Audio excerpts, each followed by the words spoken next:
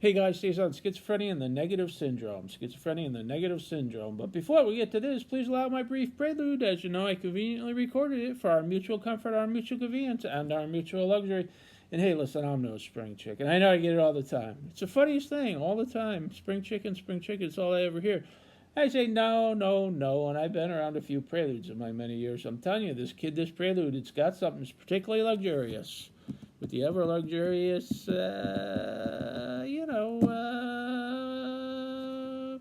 yogurt. Hello there, my name is Robert Francis. You've stumbled on my Unconquering Schizophrenia YouTube channel, where me and the bird. That's Mikey's a wren. That's right. He flies in the sun over vast bodies of calm water. This is the cut of my jib right here for reasons of my Today he's in I'm a licensed clinical social worker, Bangladesh. 15 years.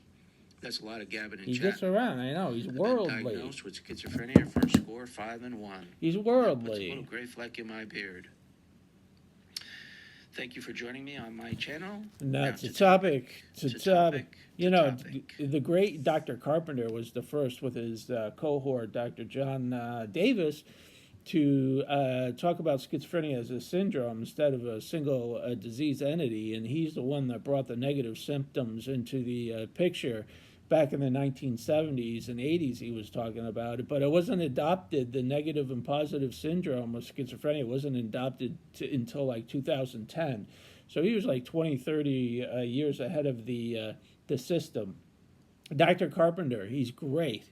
He just recently retired. He's like 80 years old. And before, when he went to college, he played football, and he had a scholarship, and his mom told him to forbade football rather and go to med school, and that's what he did. And he was actually drafted by the Colts. But anyway, the point being the negative syndrome. He was helpful in ushering in the negative syndrome.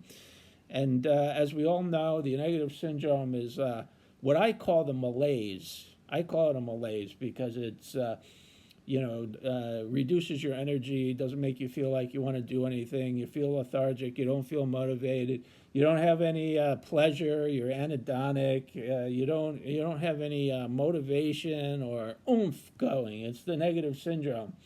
And there's no medications for it currently, although there's many in the pipeline. So the negative syndrome is like the only thing we can do is push our way through. Push until you can't push anymore. And then you have a baby when you push. No. I mean, but there's nothing really for the negative syndrome, although it's because it's more recent, there's a lot of innovations coming with the negative syndrome. Medications included in online apps as well.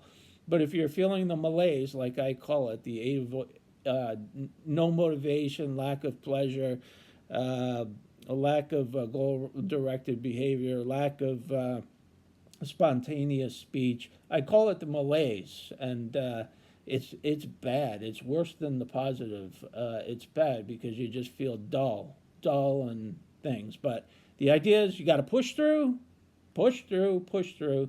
the best you can and keep going. And I think in the next couple of years, because it's been more recent, that innovations will come to the table very, very soon. And that's very luxurious, like the yogurt.